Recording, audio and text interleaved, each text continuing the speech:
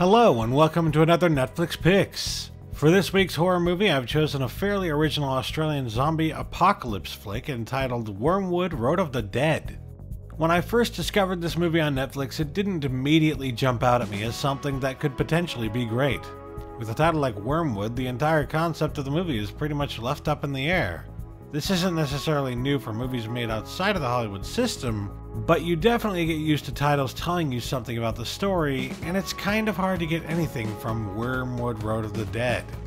That being said, when I finally decided to give the movie a shot, I was pleasantly surprised by how good it was.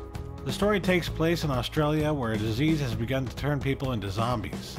Those who remain unaffected are either left to fend for themselves, or they are hunted down by scientists who are trying to determine how they manage to avoid infection.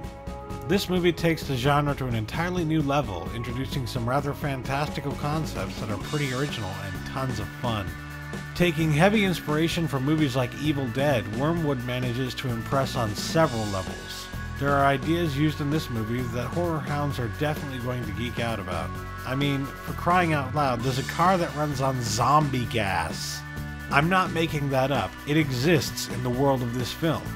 I won't give away everything awesome about this movie, but if that doesn't give you an idea of what you're in for with Wyrmwood, I don't know what else to tell you. Everyone involved provided excellent performances, and while this doesn't mean that every single aspect of the movie is flawless, it is fair to say that they got much more right than they got wrong. If you enjoy a good horror comedy that doesn't skimp on the awesome moments and nerdy what-ifs, Wyrmwood might actually be the movie you've been waiting for your whole life. Even if you're not convinced, I still highly recommend that you give this one a shot. You will not be disappointed. Thanks for watching, and stay tuned next week for another Netflix Picks.